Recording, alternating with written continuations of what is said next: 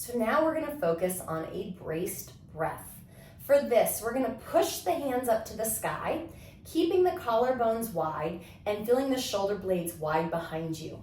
Our goal is to feel these ribs, these bottom back ribs, to feel like they can be heavy into the floor. Tuck your pelvis slightly with your dimple bones heavy to the mat, hip bone closer to the rib, abs firming across the front of the pelvis. The feet are glued to the floor, but it's as if you're pressing your foot into the floor and dragging it towards your pelvis. Now, as I'm here, my ribs, my head, and my pelvis are all heavy into the floor. I'm gonna take an inhale through the nose, and as I exhale, I'm gonna push my hands to the sky, keep the shoulder blades wide, feel my ribs come into the floor, and keep my pelvis solid, pressing down into the mat.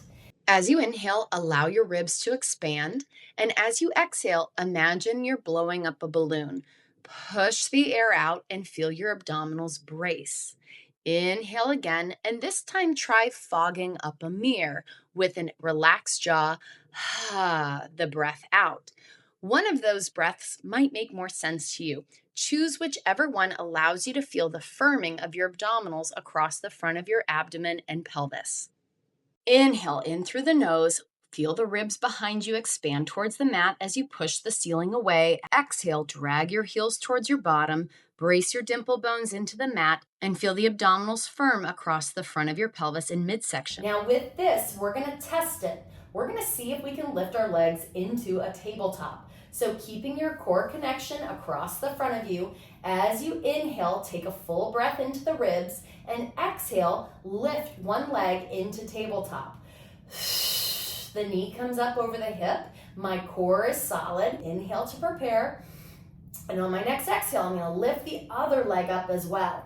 And what I'm looking for is that I can keep my solid center, feel that brace of my rib and my hip, and I don't feel all of a sudden my low back gape from the floor.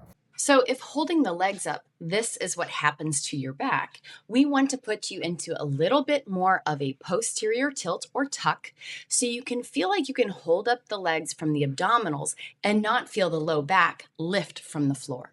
With your tabletop, your knees are gonna be over the hip, but they might need to come in a little closer for you to feel like you can hold the shape of this position without the back popping off the floor.